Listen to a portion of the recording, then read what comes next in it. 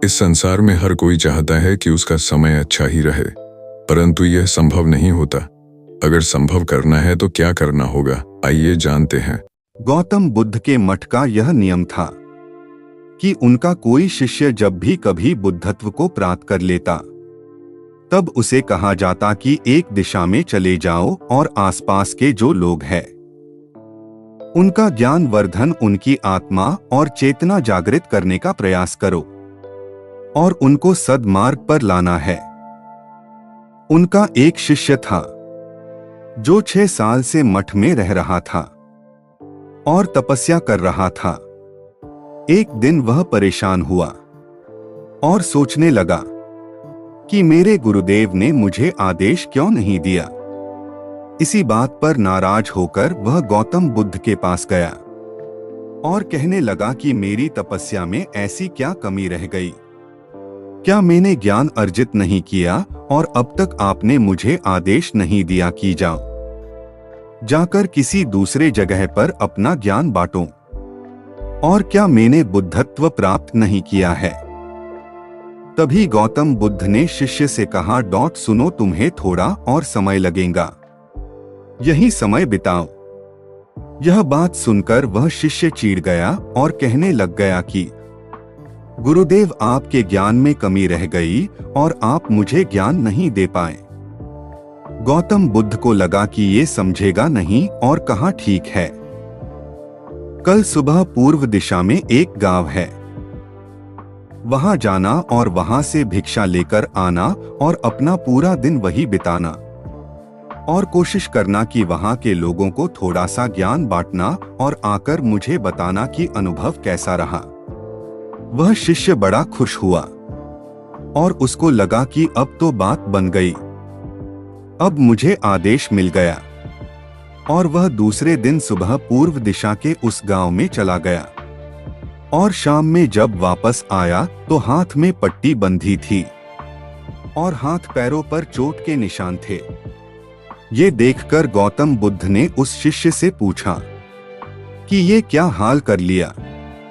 तब उसने बताया कि आपने मुझे कैसे गांव में भेज दिया और वहां पर जब मैंने भिक्षा मांगी तो लोग मुझे डांटने लगे और भगाने लगे।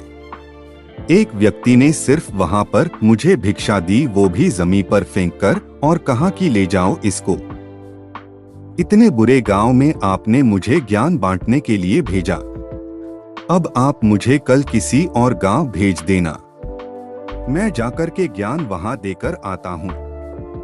गौतम बुद्ध यह सुनकर थोड़ा मुस्कुराए और उन्हें तो पता था कि ये कुछ कर नहीं पाएगा और कहा कि ठीक है, अगले दिन तुम किसी और गांव जाना, लेकिन एक दिन के बाद जाना और एक दिन मठ में रुके रहना है।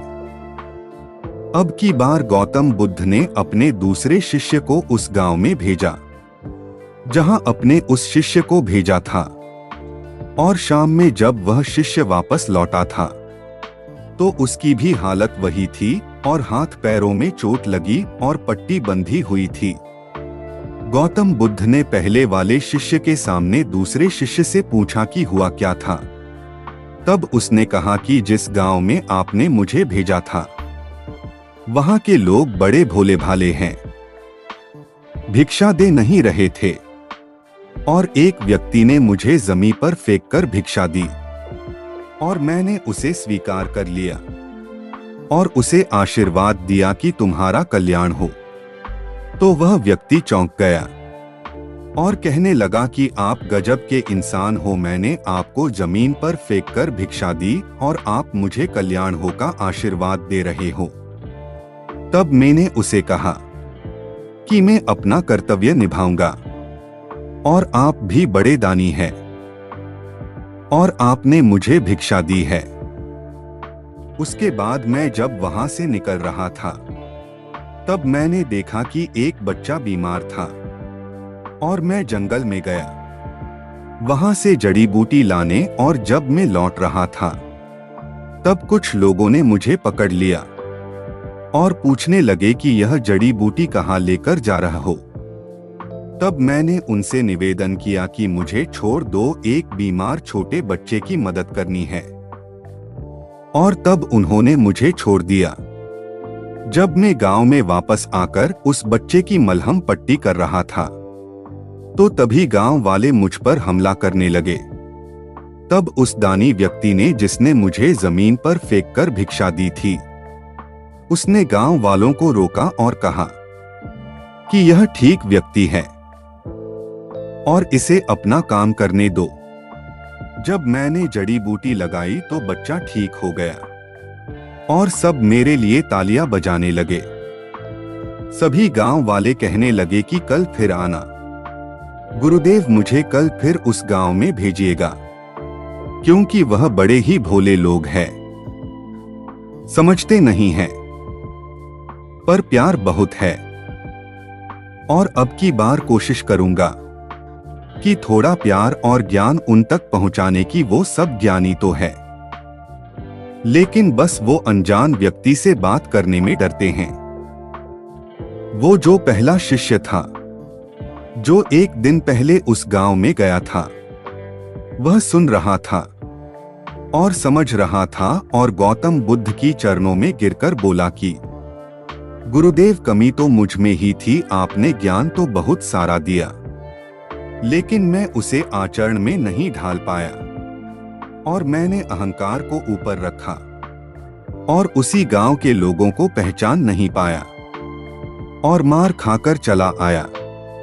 और मार तो इन्होंने भी खाई, लेकिन इनका अहंकार मिट चुका है और ये समझ चुके हैं कि वह लोग भोले भाले हैं और हमें उनसे अलग तरीकों से व्यवहार करना होगा और ज्ञान को आचरण में ढालकर उन लोगों तक पहुंचाना होगा। अच्छा इंसान बनने पर ध्यान दीजिए, अच्छा समय अपने आप चला आएगा। हम अच्छा समय लाना चाहते हैं, लेकिन अच्छा इंसान नहीं बन पाते हैं और सारी गड़बड़ बस यही हो जाती है।